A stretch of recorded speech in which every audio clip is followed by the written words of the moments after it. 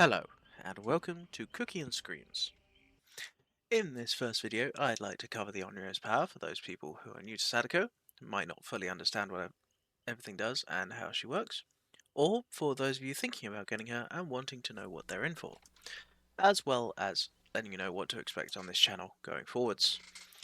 If you want a more in-depth look into all of the details of Sadako's power and her add-ons, I would recommend checking out Bill the Thrill 42 and his incredible guide to Sadako, which I will link down in the description or up in that card in the top right corner. This channel is mostly going to focus on Sadako gameplay, where each video I will present a build, I will explain how it works and how each of the perks and add-ons apply to Sadako in particular, and then play 2 or 3 games to showcase the build, and I will try and explain my thought processes as we go through the game so that you can understand why I'm doing, what sort of things I'm thinking about while the game is going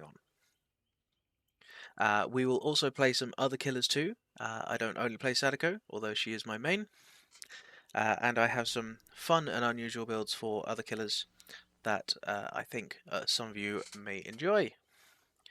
One last thing before we get to Sadako's power, I would like to give credit for some resources you will see in my videos. I do use several icon and portrait packs, which you can see on screen right now. They will also be linked down in the description. And the reshade filters that I use come from Refined, also known as the Lich of Dead by Daylight. If you're interested in those, please head over to his channel, give him some love. He's a great content creator, and these reshades are available on his Discord, and he does keep them updated quite frequently. Anyway, on to Sadako's power, Deluge of Fear. Deluge of Fear has 3 main parts. You have Manifestation, Projection, and Condemnation. Now, when you load into a trial, you will start demanifested, which means you are undetectable, and you'll be invisible to survivors more than 24 meters away from you. They just can't see you at all. Within 24 meters, you will flicker in and out of their vision, which you can also see by the flickering of your own hands on screen. Those are synced up. Survivors will also hear a 24-meter lullaby while you're demanifested. Now, unlike most lullabies in Dead by Daylight, this one is in fact directional, so survivors can use it somewhat to keep track of whereabouts you are. But it is also quite a subtle lullaby, and between that and the flickering, it can still be quite hard for survivors to keep track of where you are. While demanifested, you also can't be stunned, not by pallets, not by head-on, not even by blast mine. This also allows you to do the Sadako pallet grab. If a survivor is injured and camping a pallet, you can avoid the stun, then grab them when they try to vault back over the pallet. You also, unfortunately, can't attack survivors while demanifested. Holding down the power button will allow you to swap between being demanifested and manifested, much like Wraith's Cloak. And when you manifest, you will gain a 24-meter terror radius instead of a lullaby. Although you do still retain the invisibility beyond 24 meters to survivors, which is nice. And you can also attack and damage survivors while manifested. But of course, you are now also vulnerable to stuns just like any other killer. Also, while demanifested, you get access to Projection, the second part of Sadako's power. Every trial, 7 TVs will spawn on the map, each one near one of the 7 generators that spawn. 30 seconds after the trial starts, these TVs will turn on, and you will see their auras highlighted in white by default.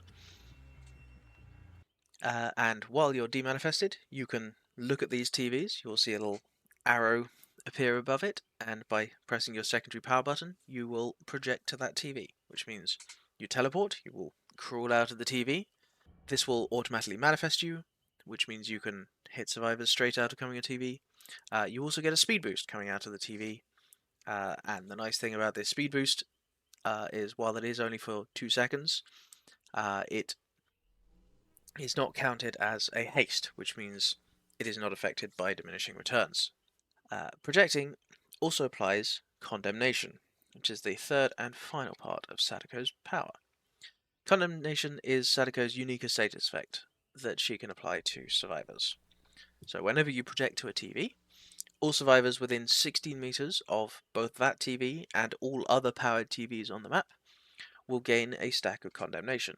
Survivors can see the exact number of stacks that they have on their HUD, but as a killer, you have to rely on mentally tracking this, although you can see the general state of their condemnation by the static around their model, and you can also see the ring around their portrait pulse every time they gain a stack. Survivors can interact with powered TVs to take out cursed tape.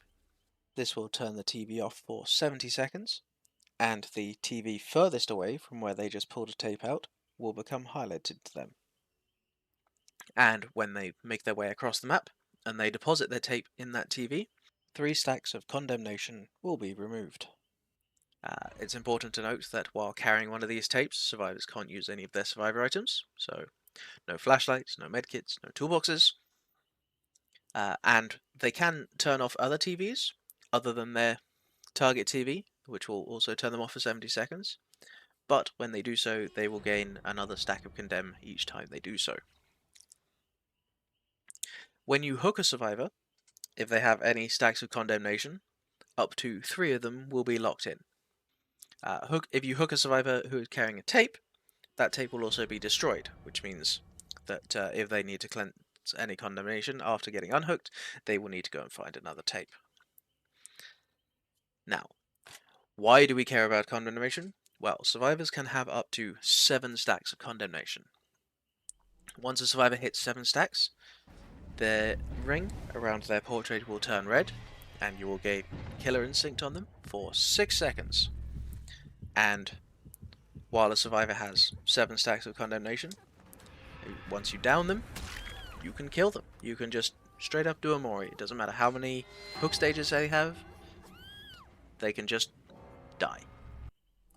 Which means it's incredibly risky for survivors to run around with too many stacks of condemnation. And this forms the basis of Sadako's passive slowdown, passive pressure that she can apply throughout the match. So, thank you everybody for watching. This has been a quick overview of Sadako's power, just so you know what you're getting into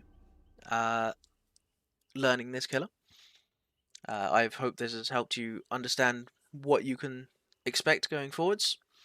And I hope to see you in future videos where we explore what we can do with her. If you have any questions or requests, please leave them in the comments, and I will try and answer them in a future video. And until next time, sweet screams.